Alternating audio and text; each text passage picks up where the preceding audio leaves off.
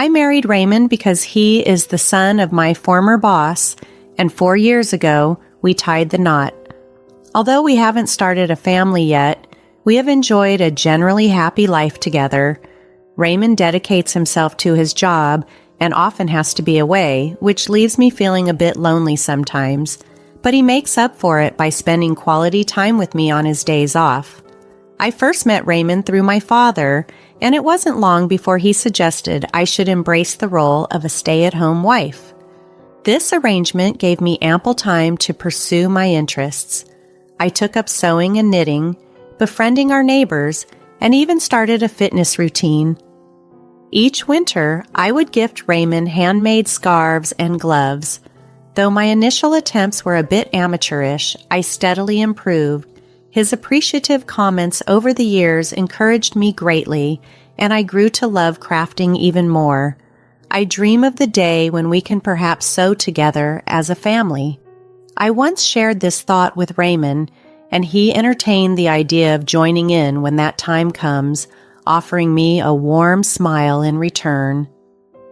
Our life might seem quite privileged to others, thanks to Raymond's substantial income. I never skimped on supporting him, managing the household, or making the most of the moments we shared on his days off. I imagined a quiet, content future with my kind husband and, hopefully, children. However, about 3 years ago, a troubling incident occurred. I was waiting for Raymond to return from work when I suddenly felt dizzy and collapsed.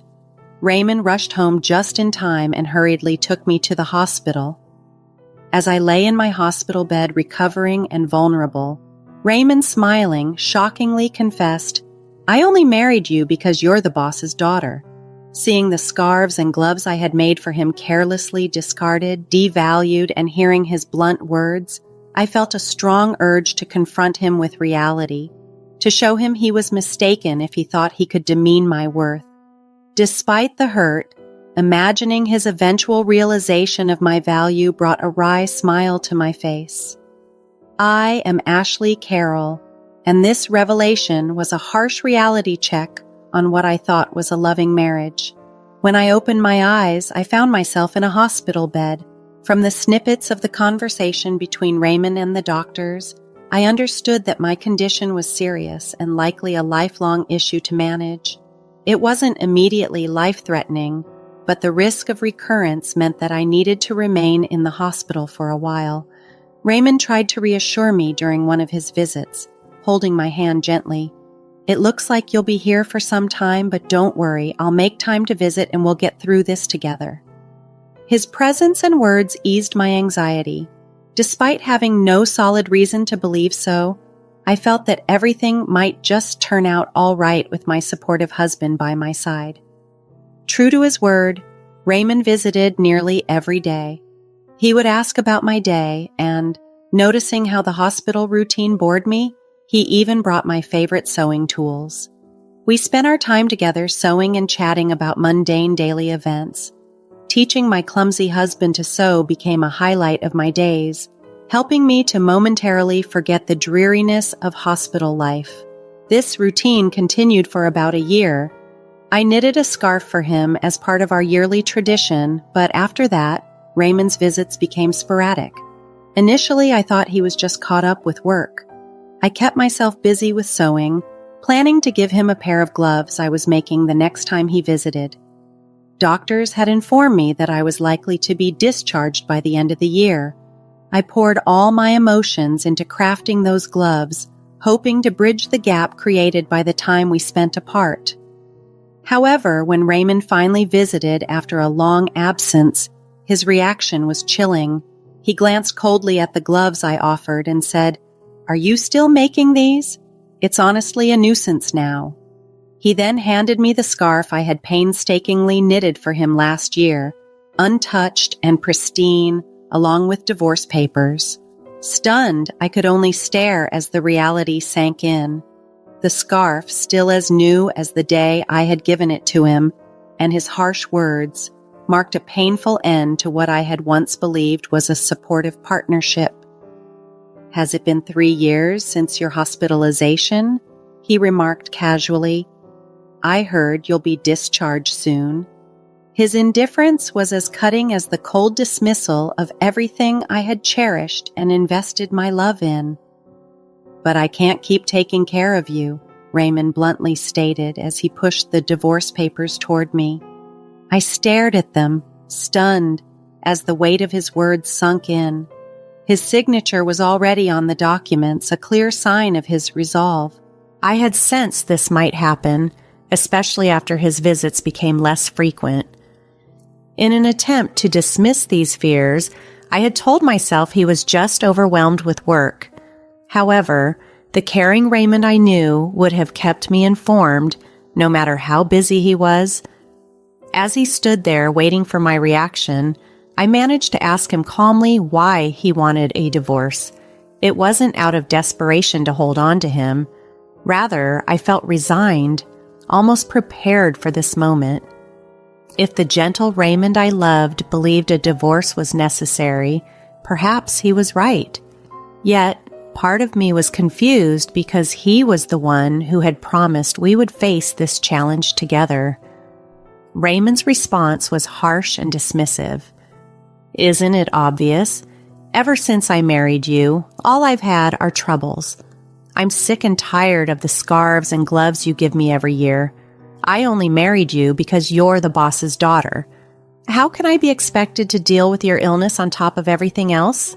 He laughed mockingly, making it clear that he viewed my affectionate gestures as trivial and my illness as an inconvenience. As he spoke, I noticed a fancy, high-end scarf around his neck, one I did not recognize and certainly had not given him. It was superior to anything I had made. This realization hurt deeply. It seemed he had never appreciated any of my handmade gifts, possibly finding them annoying all along. In every discussion about happiness, love, or loneliness we had, Raymond had probably seen me as naive for cherishing these ideals. Who can even wear a handmade scarf without feeling embarrassed nowadays? Receiving such things is a nuisance, he continued, his words cutting through the air like a knife. Looking at the divorce papers again, I felt a mix of sadness and relief. Sadness because the man I loved had changed so drastically, and relief because at least now I knew the truth about how he truly felt. The clarity was painful but necessary. Unaware of the underlying motives, my hospitalization marked a shift in my relationship with Raymond. After my father retired from the company where Raymond worked, there was no longer a need for him to maintain appearances with me. Initially, Raymond seemed supportive, visiting me between work commitments. I now realize that these visits were more for the show, likely discussed at his workplace to paint him as a dedicated husband, managing his professional responsibilities while caring for his ill wife. This narrative had served him well, boosting his image among colleagues who viewed him as both hardworking and compassionate. He had cultivated this persona to his advantage, something I only came to understand later. During a candid conversation, Raymond admitted that discussing my illness at work garnered him sympathy and accolades. "It made things easier at work," he confessed without remorse. "If I stayed late, I was diligent. If I needed a break, all I had to mention was my sick wife." He even hinted that my illness had inadvertently helped him secure a promotion. "They're all idiots, but I have to thank your illness for that," he said with a cold grin. This revelation crushed me. The man I had loved was unrecognizable, revealing a selfishness I couldn't have imagined.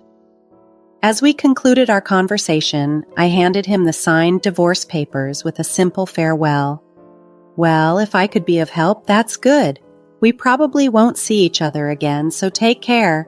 He took the papers and left promptly, showing no further interest. The divorce was a quiet affair, and in the solitude that followed, I wept. Eventually, I was discharged and returned to live with my parents. My father was outraged when he learned the full extent of Raymond's behavior. "I never thought he would be that kind of guy," he exclaimed. However, by then, I had found a sense of detachment and calm. I reassured him, expressing my desire to move back home after settling affairs at the house I had shared with Raymond. My parents were supportive, encouraging me to do whatever made me happy. I decided to live with them for the time being. Before fully moving in, I planned one last visit to the house, perhaps to collect my things and close that chapter of my life for good. After my discharge from the hospital, I planned to return to the house where I had lived with my husband. However, upon arriving, I was confronted with a startling issue. The front door lock wasn't functioning.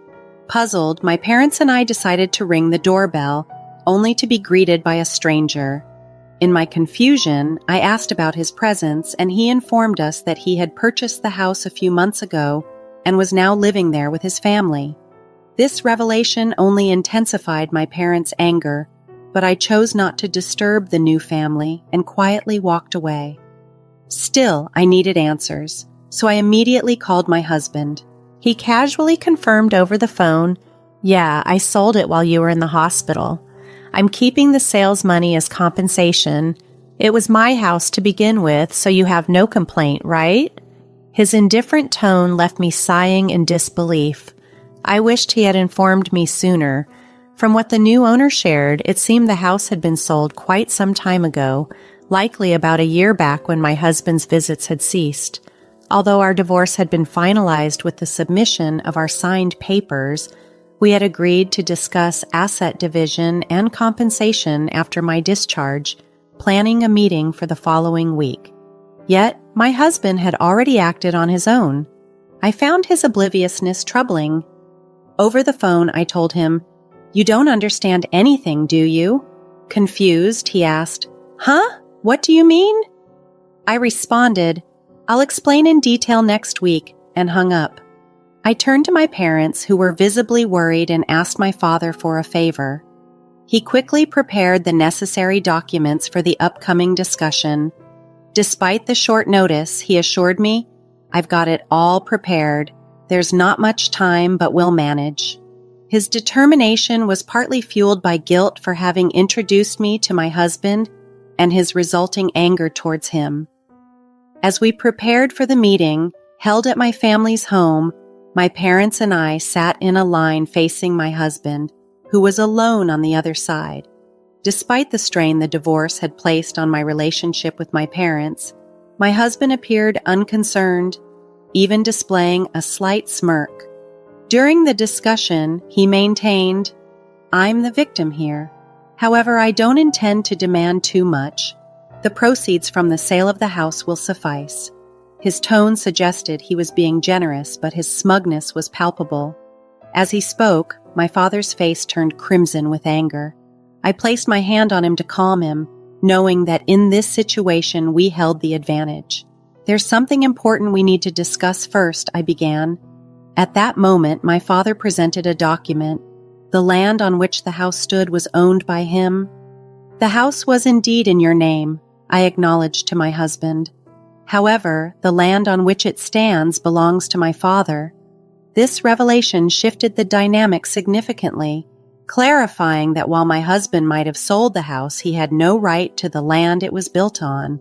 When I pointed out to my husband that my father still held the title to the land where our house stood, he was visibly taken aback but tried to mask it with a dismissive tone. "So what? The house was mine. No one has the right to complain. Do you think you can retaliate against me with that?" He scoffed, thinking the situation was laughable. "Yes, the house was in your name," I acknowledged calmly, "and you probably checked that there were no legal issues with selling it." However, I continued to explain the broader implications. "From a legal standpoint, you're right. There was no problem with you selling the house. But think about the family that bought it. They own the house, but not the land it sits on. If my father chooses, he could demand rent from them, which would surely cause issues." I let that sink in for a moment before adding, "Of course, neither my father nor I plan to demand rent or evict them. We're not interested in causing distress. However, we can't just give up the rights to the land either. We could sell the land directly to the family, ensuring they have complete ownership. This would prevent any potential legal disputes they might face, or that you might face from them. The new owners, understandably, were upset when they learned about this complication. They realized that any issues arising from this oversight would fall on the seller, my husband. They were prepared to take legal action if necessary, which visibly worried him. Seeing his pale face, I could tell he grasped the severity of his oversight. He asked in a shaky voice, "What should I do then?" I replied with a small smile, "The best course of action would be for the family to purchase the land from us. This would consolidate their ownership of both the house and the land, resolving all current legal ambiguities." I explained further, of course they weren't aware they needed to buy the land when they purchased the house. They will likely seek compensation from you for this unexpected expense, especially since the land is in a prime location and could potentially cost more than they paid for the house itself. This situation placed my husband in a difficult position, but it was a consequence of his decisions. By selling the house without considering the ownership of the land, he had created a complex issue not just for himself but for the innocent family involved. Now he faced the potential financial repercussions of his actions, which could include compensating the new owners for the additional cost of the land to rectify the situation fully. Despite my husband Raymond's maneuvers, his options were limited and financially perilous. If he chose to give up all his assets, he'd be left with nothing, not a single penny in his name. Alternatively, he could attempt to buy back the house and pay for the land, along with a relocation fee for the family currently living there. This would return both the land and house to his possession, potentially allowing him to sell them once more.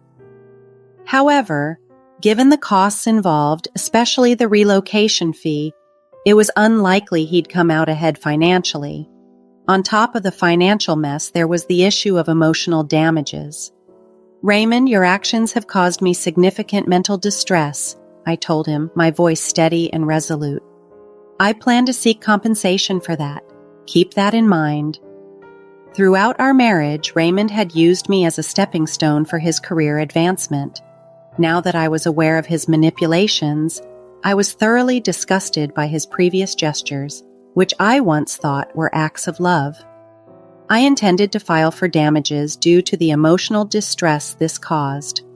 Although proving emotional distress in court could be challenging and the likelihood of winning was uncertain, merely raising the issue was important given his current circumstances. Cornered by his dwindling options, Raymond was visibly shaken. To compound his dismay, my father added fuel to the fire. Despite being retired and no longer a part of the company, my father maintained strong connections. "I've been in touch with my old colleagues," he mentioned with a hint of satisfaction. "They've been quite vocal about their disapproval of how you've treated my daughter." My father's words underscored that Raymond's reputation at his workplace was deteriorating, and his unethical actions were no longer a secret. As we sat across from each other to discuss the terms of the property division and compensation, my demeanor was calm but firm. "Now that you understand the situation, we need to settle the division of property and compensation," I stated, clasping my hands and offering a smile that was far different from any smile I had shown him during our marriage. This one was of someone reclaiming their power. Captivated by my resolve and the reality of his dire financial and social standing, all Raymond could manage was a forced laugh, his eyes brimming with tears. The negotiations that followed were decidedly in my favor. Resigned to his fate, Raymond agreed to the terms, which included paying me alimony. This meeting was not just a negotiation about financial terms, it was a moment of profound realization for Raymond. It highlighted the consequences of his actions and marked the end of his manipulative tactics. With each decision made, I felt a sense of closure and empowerment, finally turning the page on a challenging chapter of my life. We ultimately decided that Raymond would purchase the land where our house was situated, ensuring that the family who had bought our home could live there without legal complications. We explained the situation to them, and thankfully they were understanding and appreciative of our efforts to rectify the matter. In the end, everyone involved found a resolution that worked for them, except for Raymond. The discussions and subsequent decisions left him significantly out of pocket. To make matters worse, the rumors my father had inadvertently set in motion began to take their toll on his company. His colleagues' perception of him changed drastically, and his once promising promotion was indefinitely postponed by upper management due to concerns about his integrity and professionalism. These rumors continued to erode his reputation, eventually leading him to resign from his position. While I could attribute his downfall to karma, it was a stark reminder that gains made through exploitation are precarious and can easily crumble. Meanwhile, I returned to living with my parents and started running a sewing class from their home. It wasn't a bustling enterprise, but it was fulfilling. My classes, attended by neighborhood wives and their children, provided me with a decent income.